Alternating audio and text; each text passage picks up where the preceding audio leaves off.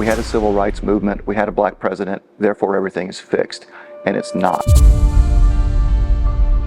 HK, that's what everybody called him. HK can do it. And I'm like, who is HK? And I want to thank you. I want to thank you for fighting for freedom and equality in Northwest Florida and across the South over the past 5-6 decades. The reason why they can go to any school or any restaurant right now, somebody paved the way for them. And in Pensacola, Escambia County, it is Reverend Dr. Matthews. The fact that he lost so much as a sacrifice for us just to be treated like human beings, it inspires me, and I'm so proud of him. I spoke with somebody the other day that's in his 80s that's from Pensacola, and I said, you remember H.K. Matthews? And he says, yeah, he was a rabble-rouser, first thing out of his mouth, you know.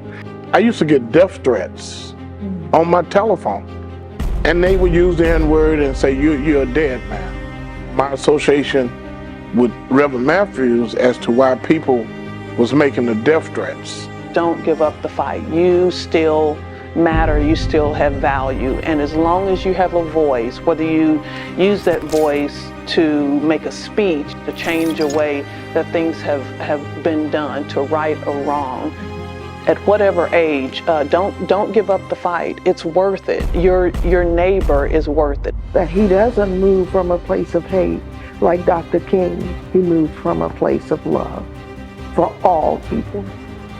When I called HK, I remember him saying, Louis, we ain't gonna let nobody turn us around. I'll be there. Fear not, because God is with you. And so, that's what I get from HK. Fear not, because God's always with us.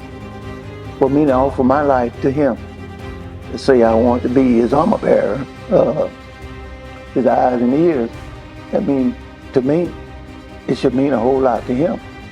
He was gonna have to come through some stuff to get to HK.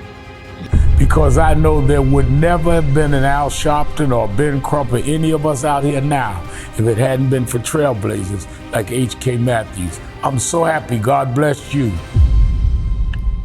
And faith that dictates to me that your folk should be as free as anybody else. And I think God dictates to me that, HK, I put you on this earth to do what you're doing. Because had he not been with me, had he not sent me on assignment, there is no telling what would have happened to me. Well, I wouldn't have been able to do what I did. And people ask me oftentimes, were you afraid during those times? And I said, if anybody tells you when they're going through stuff like this that they weren't afraid, they're not telling you the truth.